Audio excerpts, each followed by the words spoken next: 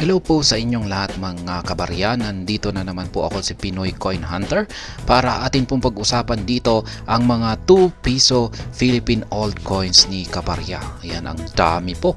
Kitang kita po natin dito sa kanyang kuha dito na larawan. Ayan. Yan po ang kanyang mga koleksyon na mga 2 piso Philippine old coins. Ayan, parang may mga used coin po ang mga ito. May heavy to light na used coin, pero may nakikita naman po ako dito na maganda po yung kanilang kondisyon. At ayan, para malaman po yung halaga ng lahat ng mga ito ay ayan, kailangan po nating mag-set ng isang fixed price sa kada isang barya. Sabihin natin kung pag yung isang barya na ito ay ibebenta natin ng sabihin natin ay 50 pesos. Yan, kung bulk selling po ito, 50 pesos ang kada isa. Kasi pagdating po sa bulk selling ay mawawalan po yung kaugnayan ng kanyang kondisyon. Maski maganda man yan or pangit man yung kanyang kondisyon ay 50 pesos pa rin yan. Ayan, ganyan kapag bulk selling. Tapos bilangin natin kung ilang piraso ito. Siguro kung pag nasa 100 piraso po ito, ay multiply po natin yan. 100 times 50 pesos. Kaya yan po yung magiging halaga nito kung ibebenta natin ito bilang isang bulk. Yan, bulk selling. Yan, at mas pwede po tayong malugi rito kung pag ganyan. Lalong-lalo na kung may maraming maganda yung mga kondisyon ng kung mas marami yung magagandang kondisyon nito. Ayan. Kung sa bagay ay kung pag hindi po maganda yung kondisyon ng isang lumang barya ay medyo mahirap na rin itong ibenta. Kaya yung iba ay mas pinipili nila yung bulk selling.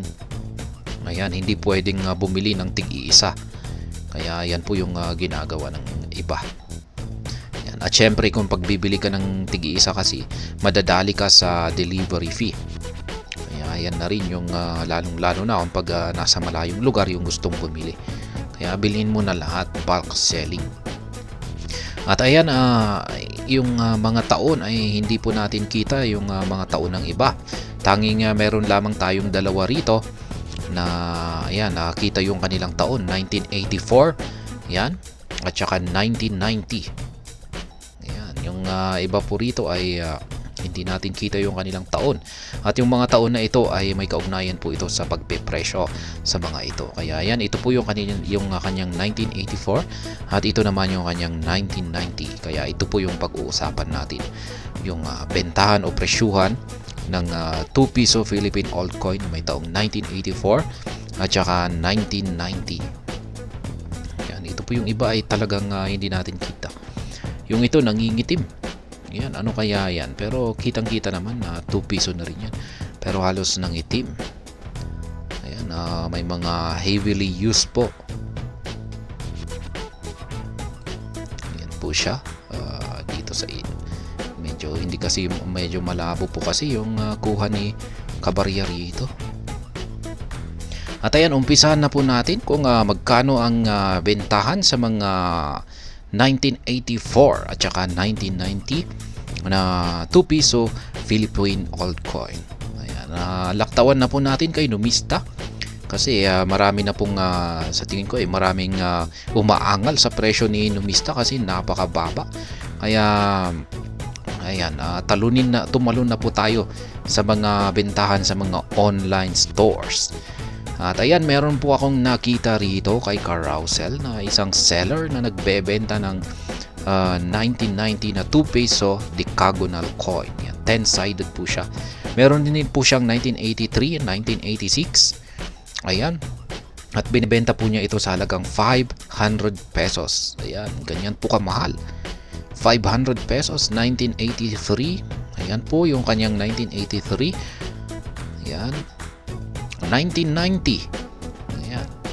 1986. Ayan, 1983. Ayan, meron pa siyang ruler dito.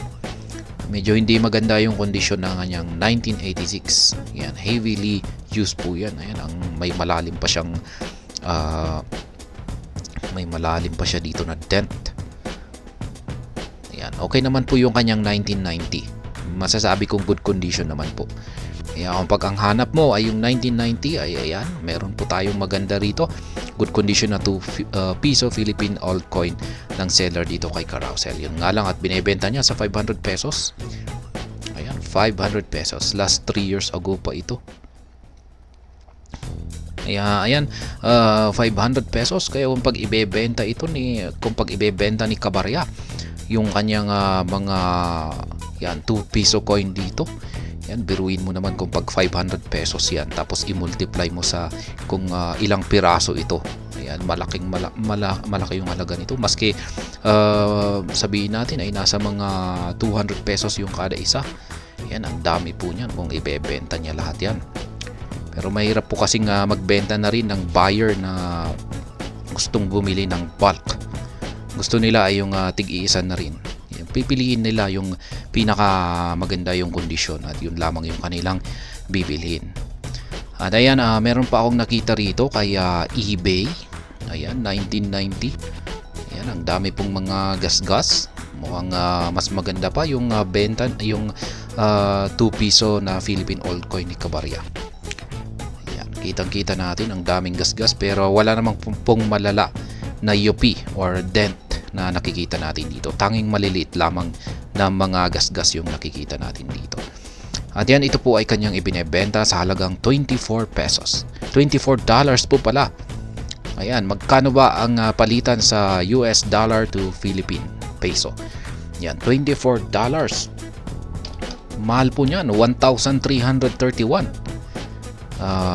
Umakyat po tumaas po ang presyo ng palitan natin ngayon, nasa 55.46. Galing po siya sa 55.36 kahapon, naging 55.46 po siya ngayon. Kaya ayan, 1,331 ang kanyang presyo rito. Ayan, napakataas po ng kanilang difference. Yan, dito sa seller natin kay Carousel. 500 po rito. Pero masasabi ko mahal pa rin ito, 500 pesos. At ayan, yung dito kay eBay, ang mahal po nito, $24. 1,331 po yan. Ngayon, pagdating naman po sa 1984 ay meron na rin po ako nakita rito. Ayan, kay eBay, 1984. Ay, nasan ba yan? Ito po mas mura. Ayan, buksan po natin. Mas mura kasi ang pangit po ng kanyang kondisyon. Kitang-kita po natin na ayan, nangingitim pero hindi naman po, kung pag nangingitim ay hindi po ito yung basihan na sa kanyang kung good condition ito or hindi. Yung basihan ay nasa UP, mga gasgas yan po talaga. Or kung pag malabo na or dahil sa heavily used na ito or hindi nagaanong maaninag yung mga disenyo nito, ay dyan po natin masasabi na magiging basihan natin sa kondisyon nito. Pero kung pag ganito na nangingitim pero malinaw pa rin natin nakikita or naaaninag yung mga nakaukit na disenyo nito, ay masasabi natin na good condition pa rin ito. Ayan, ganito na rin po yung kanyang likuran. Ayan, mukhang maganda yung nung tinago ito ay mukhang parang maganda ito, parang good condition. Yun nga lang at mukhang itinago ito sa isang lugar na yung atmosphere nito ay hindi maganda. Hindi maganda yung atmosphere or temperature ng room temperature niya. Kaya ganito nangingitim. May tamang lugar po, tamang temperatura kung saan natin dapat itago yung ating mga lumang barya para hindi po siya mangitim na katulad nito. Ayan, mukhang good condition po ito na tinago ng seller dito kay eBay pero ayan, nangitim po. Ayan, binebenta po niya ito sa mas murang halaga na $4.20. Ayan, magkano ba ang 4.20? Ayan, $4.20. Ito po ay nasa 232.94 pesos. Ayan, 233. Round off na natin yan. 233 pesos yung kanyang 1984 dito. Ayan, meron na rin kay Carousel. Meron na rin akong nakita rito kay Carousel. 1990 na 2 peso coin. Ayan, ito po yun. 1984. Binebenta niya na rin sa $299. Halos malapit na rin sila sa presyo kay eBay. Kay eBay ay nasa 232 pesos. Dito naman ay 299. Medyo mas mahal dito kay Carousel naman, 1984. Pero ang difference po sa kanila ay mas maganda po yung kanyang kondisyon dito. Ayan, yung seller dito kay Carousel mas maganda. Ayan, 1984. Ayan po, 1984. Hindi natin kita yung mga gasgas kasi nakabalot po siya ng plastic.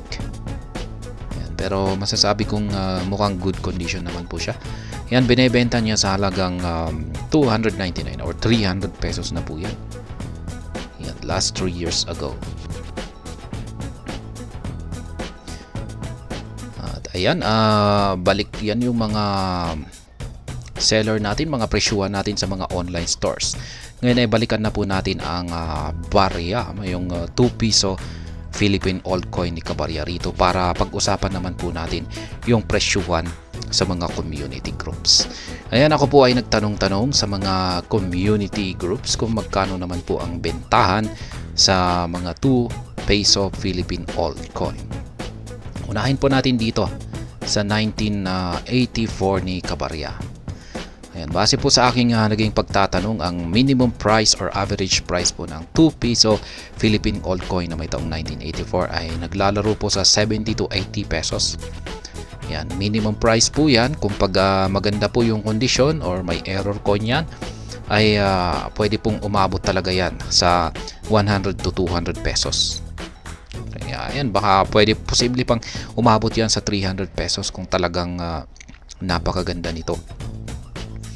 Ayan po yung bentahan sa mga community group sa 2 peso 1984 na Philippine old coins. Dito naman po sa 1990, mukhang mas maganda po yung kondisyon ng kanyang 1990 rito. Ayan, base lamang maski hindi gaanong malinaw yung kanyang kuha, dito ay parang masasabi ko po na good condition. Maganda yung kanyang 1990 rito. At yung bentahan naman po sa mga 1990 na 2 piso Philippine old coin ay halos kapareho na rin po. Nasa 70 to 80 pesos po yung average price nito sa mga community groups.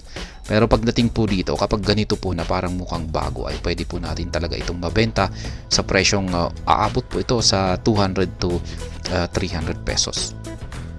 Kaya ganyan po kung pag maganda. Kaya sa mga gustong mangolekta ng mga barya at gustong pagkakitaan ito sa hinaharap, ay dapat na mapanatili ninyo yung ganito kaganda na kondisyon. Yan, mas maganda ay wag sanang mangitim. Kasi yung mga nangingitim na yan ay talagang hindi natin maiiwasan kung pag yung lugar kung saan natin tinatago yan ay parang medyo malamig or medyo may moist, ayan, or may nagkakaroon or nababasa yung mga bagay-bagay, ay ayan, dyan po mangingitim yung ating lumang barya. Kaya itago po natin yung ating mga lumang barya sa mga medyo dry. Yan, mga dry places. Yan, mga medyo mga yung tuyong-tuyo na lugar. Yan, kasi yung pag yung nagmo-moist or nababasa-basa, ayan yung magdudulot sa pangingitim ng mga barya. Kaya yan yung mga 2 piso na Philippine old coin ni Kabarya. At ang mga update natin po sa presyuhan ng mga ito sa mga online stores at sa mga community groups. At hanggang dito na lamang po tayo sa video na ito, mga kabarya. Sana po ay inyong nagustuhan ang aking paliwanag dito. Kung inyo po itong nagustuhan ay pakiclick lamang po ang like button nito. Para naman po sa mga bago lamang dito, kayo po ay aking inaanyayahan para mag-subscribe. Pakiclick na rin po ang bell icon nito dahil ito po ang siyang magsisilbing notification nito sa mga bago kong videos na akin pong ina-upload sa aking YouTube channel na ito. Marami pong salamat sa panonood. Ingat po tayo lagi at God bless po sa ating lahat.